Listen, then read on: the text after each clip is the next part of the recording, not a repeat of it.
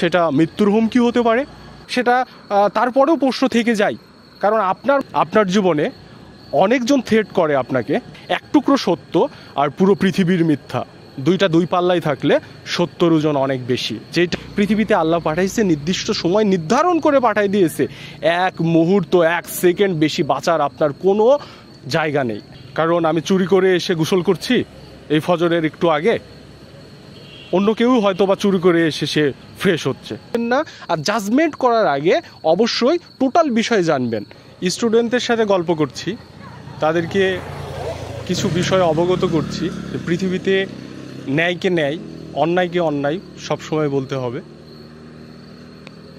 পুরো পৃথিবীর অন্যায় যদি একদিকে হয় আর এক টুকরা সত্য যদি একদিকে হয়, তাহলে সেই সত্যর ভারটাই অনেক বড়। সেই বিষয়ে তাদেরকে অবগত করছি আমি, কারণ তাদের সাথে আমার একটা দীর্ঘ পথ চলা, তারা আমার অনেক কাছের স্টুডেন্ট, একটা লং টাইম পর তাদের সাথে দেখা। তো তাদের সাথে গল্পটা এমন ছিল আমার, বা এমনটাই গল্প করছি। একজন একটা পুকুরের পাড়ে টিউবওয়েলে অজু করছে ফজরের আজানের কিছু সময় আগে। কিছু দিকে আজান দিচ্ছে, কিছু দিকে দিচ্ছে না। পুকুরটা বেশ বড়।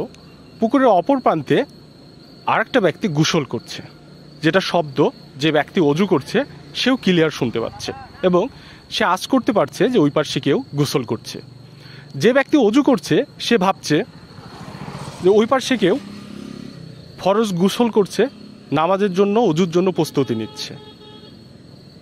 আর যে ব্যক্তি গোসল করছে পুকুরের অপর প্রান্তে, সে চিন্তা করছে আমার কম্পিটিটর বেড়ে গেল, কারণ আমি চুরি করে এসে গোসল করছি এই ফজরের একটু আগে, অন্য কেউ হয়তো বা চুরি করে এসে সে ফ্রেশ হচ্ছে। তো দুজনের মাইন্ড কিন্তু সম্পূর্ণ আলাদা, দুজনের চিন্তাধারা সম্পূর্ণ আলাদা, এবং দুজনের গল্পও সম্পূর্ণ আলাদা।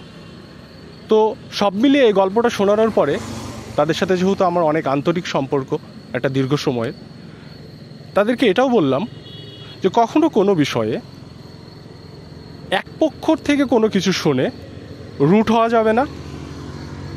ন্যায়কে ন্যায় বলতে হলে দুই পক্ষের বিষয় জানতে হবে, অন্যায় বলতে হলেও দুই পক্ষের বিষয় জানতে হবে। তবে ন্যায়কে ন্যায় বলার আগে সেটা আগে জানতে হবে, অন্যায়কেও অন্যায় বলার আগে সেটা জানতে হবে। এই জানার পথে যদি আপনার জীবনে অনেকজন থ্রেট করে আপনাকে, সেটা মৃত্যুর হুমকি হতে পারে, সেটা আরও অনেকভাবে হুমকি হতে পারে, কোনোটাকেই ভয় করা যাবে না। কারণ আমি প্রথমেই বলেছি, এক টুকরো সত্য আর পুরো পৃথিবীর মিথ্যা, দুই পাল্লাই থাকলে সত্যর ওজন অনেক বেশি। যেটা কেউ কখনো সত্যটাকে লুকাতে পারবে না। তো যাই ন্যায় পথে থাকবে তার পৃথিবীতে কোনো ভয় থাকবে না। এটা কি আপনারা ক্লিয়ার? সিয়াম, আদিক, আপনি ক্লিয়ার? তো ন্যায় একটা অন্যরকম বিষয়। আপনাদের জীবনেও হয়তো এই ধরনের অনেক কিছু ঘটেছে যেখানে ন্যায়টাই সবসময় জিতেছে দিন শেষে। হয়তোবা কিছু অন্ধকারে, কিছু আলোয়, আলো অন্ধকারের আধো ছায়ায় অনেকে কিছু অন্যায়কে ন্যায়ভাবে প্রকাশ করার চেষ্টা করেছে, কিন্তু দিন শেষে সেগুলা ঢাকা পড়ে গেছে এবং সত্যটাই এক সময় না এক সময় প্রকাশ পেয়েছে। সেটা অনেক জটিলতার মধ্যেও 20 বছর পরে হলেও প্রকাশ পায়, 1 মাস পরে হলেও প্রকাশ পায়, 2 বছর পরে হলেও প্রকাশ পায়। এই ধরনের ইতিহাস বাংলাদেশেও অনেক আছে, পুরো ওয়ার্ল্ডেও অনেক আছে।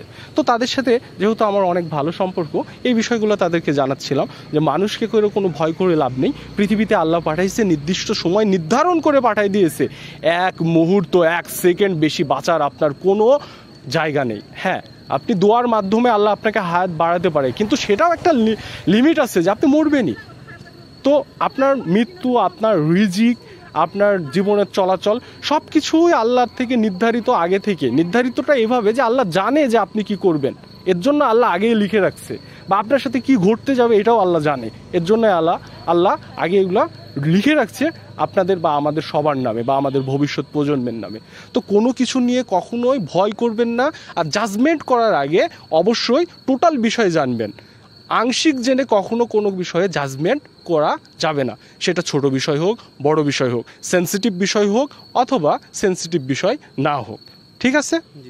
তো আপনাদের সাথে দেখা হয়ে অনেক ভালো লাগলো। আমরা আগে মাঝে মাঝে আড্ডা দিতাম, কিন্তু একটা দীর্ঘ সময় আমার কিছু ব্যস্ততার কারণে, এটা আপনারা সহ আমার যত স্টুডেন্ট আমার সাথে কানেক্টেড আছেন, মাশাআল্লাহ আলহামদুলিল্লাহ কয়েকশো স্টুডেন্ট আমার সাথে কানেক্টেড আছেন দীর্ঘ 7-8 বছর ধরে। এটা আমার কিছু পার্সোনাল কাজের জন্য, আমার নিজেকে সময় দেওয়ার জন্য এগুলো হয়তো বা একটু ডিসকানেক্টেড, কিন্তু তাদের সাথে আমার মধুর স্মৃতিময় অনেক সময় আছে, অনেক সময় কেটেছে তাদের সাথে, আমার অনেক আড্ডা হয়েছে, অনেক খারাপ, আমার অনেক দেখা যাচ্ছে ডিমোটিভ হচ্ছি, সেই সময় তারা আমাকে সাপোর্ট করেছে বিভিন্নভাবে।